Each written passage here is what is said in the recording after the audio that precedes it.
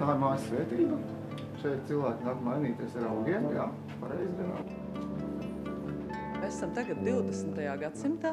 Tas ir autentisks 20. gadsimta lietu un tērpu veikals un salons.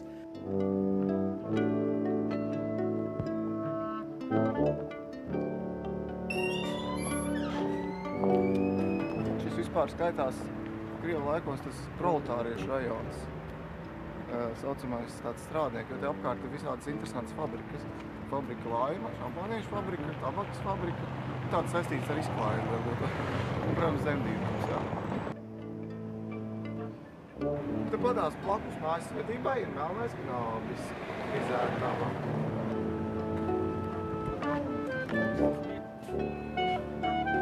Šādi tā slavenā vieta, netālu no šejienes reiz sprāga bumba pagrabā.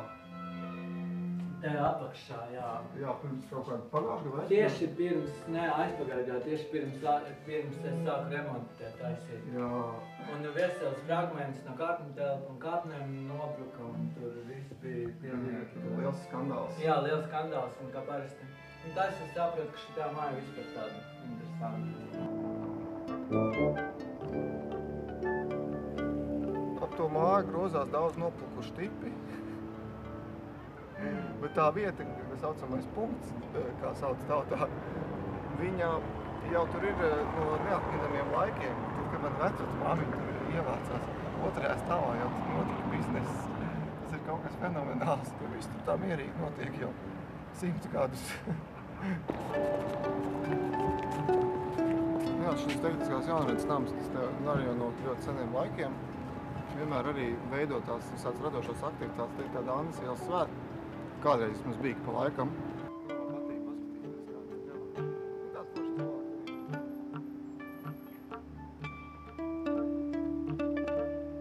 Jā, Anitai pajautāsim, kas šeit notiek, kas tas ir? Šeit ir radošā darbnīca ar nosaukumu Taša. Šeit ļaudis nāk priecāties par krāsām, nāk mācīties, ja kaut ko nemāk, uzadīt, uztamborēt, uzpīt, satīt, nokrāsot. Šeit ļaudis nāk arī nopirkt to, ko šeit var nopirkt, jā, vienā eksemplārā un bezgal skaisti. Nāciet šeit pēc sakām vārdiem arī šo vietu, jā? Un apstīties uz šo bumbu tuvāk, vēl tuvāk.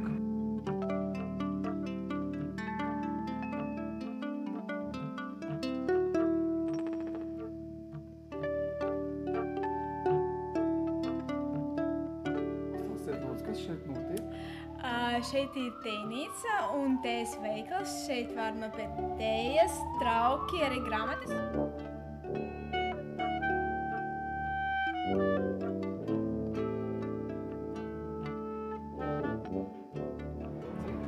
Jā, tiekšu parunāties. I met him in New York. He was our guide in New York. He's our guest chef today. Wow! I'm crying. He's also a taxi driver, was a taxi driver in New York. Can you imagine? Whoa! Got stories to tell.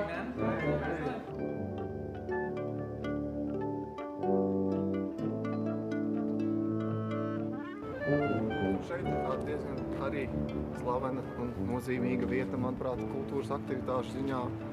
Man personīgi ļoti kaut kā tā uzrunā. Tā kā iesvītītas.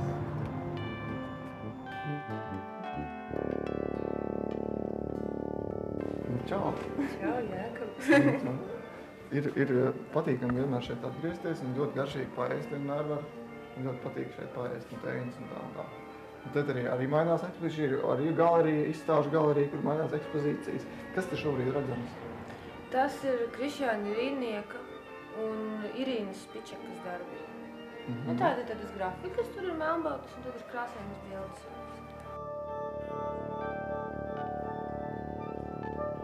Mani sauc Kristīna, un šeit ir otrreizējās pārsēles stikla darbnīca. Ar vienvārdu sakot, tur stikla pārvērtība punkts. Kā jau var redzēt, šeit ļoti daudz pudeļu, ka mums sanas, un tur vēl vairāk. Un tātad no šīm pudelēm mēs ražojam jaunus, praktiskus, lietderīgus, dizainiskus priekšmetus. Pašas Mierielas galā kādreiz bija maiznīca daudzus gadus. Es nezinu, cik 100 vai... Man liekas, man tur vectāvs sāk strādāt, viņš atbrauc uz Rīgu par beķeri. Un tad kaut kā viņi to izdomāja nojaukt. Bet atmiņas palika ļoti labas.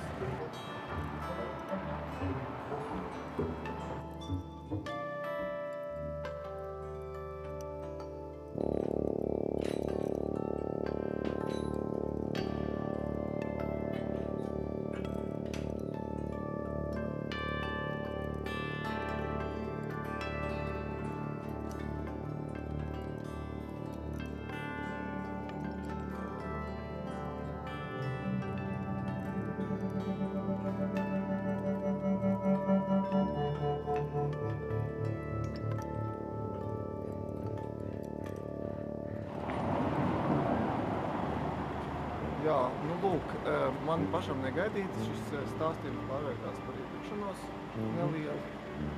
Un es esmu ļoti priecīgs, ka man bija izdevība pastāstīt par šo ielu, cik mēs varēja tā īsumā. Un nāciet šurp, te ir ko redzēt. Tiekamies, atkal.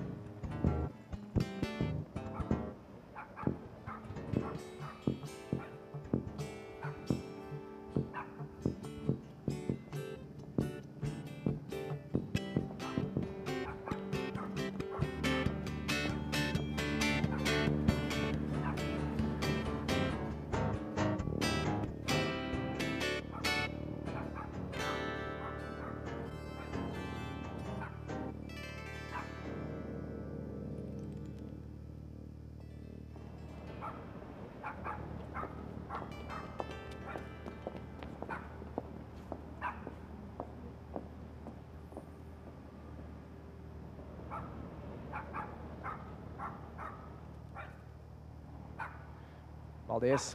Paldies muziķiem! Un tagad jau pieminētais tabaks fabrikas kvartāls, kur prezentēs Oļegs Nikitins, uzvarējušās grupas vadītājs. Lūdzu, Oļeg. Labdien! Mani sauc Oļegs. Es gribu jums pastāstīt, kādā veidā var Rīgā uztaisīt radošo industriju centru Eiropā. Daži no jums ir dzirdējuši, ka jūnijā Kultūras ministrija izsludināja ideju konkursu par šīs teritorijas attīstīšanu, par radošo kvartālu, un mūsu komanda piedalījās arī šajā konkursā, un beigās viņu arī vinēja. Un dabūja iespēju viņu attīstīt uz īres pamatiem ar valsts nekustamiem īpašumiem. Šādi izskatās šī galvenā ēka tajā teritorijā.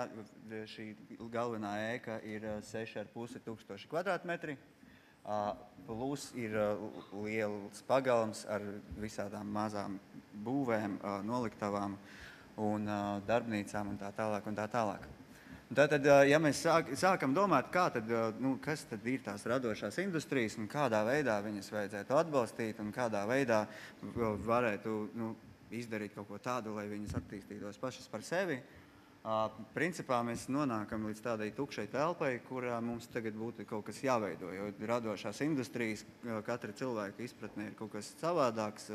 Ja tu prasi ekonomistam, kas ir radošā industrija, viņš teiks, ka tas ir viss, kas saistīts ar inovāciju. Ja tu prasi kultūras cilvēkam, tad viņš teiks, ka viss, kas ir saistīts ar kultūru.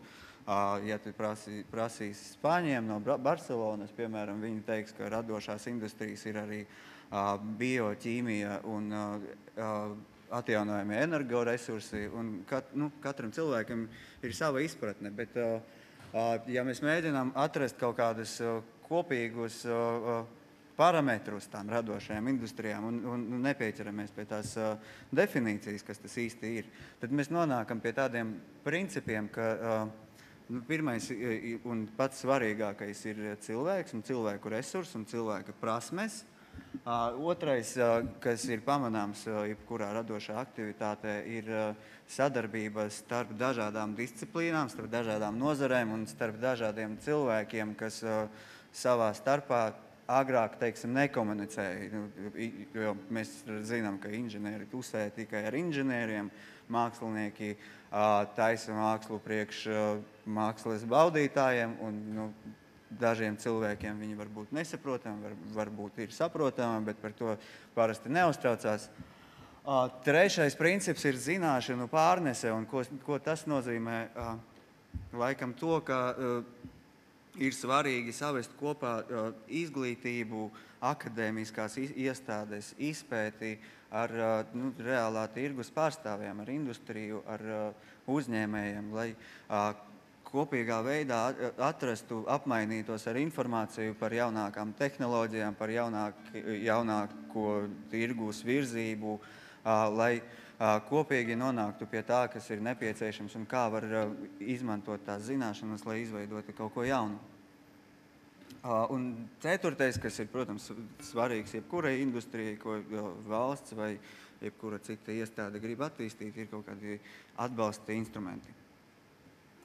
Tad mūsuprāt, lai panāktu to inovatīvo, radošo atmosfēru, galvenais ir savest to visu kopā un uztaisīt to vidi, kur tas viss notiek pēc iespējas vairāk dzīvu un, negribas atkārtoties, bet radošu, kas palīdz cilvēkam atraisīties, uzdot jautājumus, ko viņš nebūtu nekad uzdevis, un atrast uz tiem jautājumiem atbildes,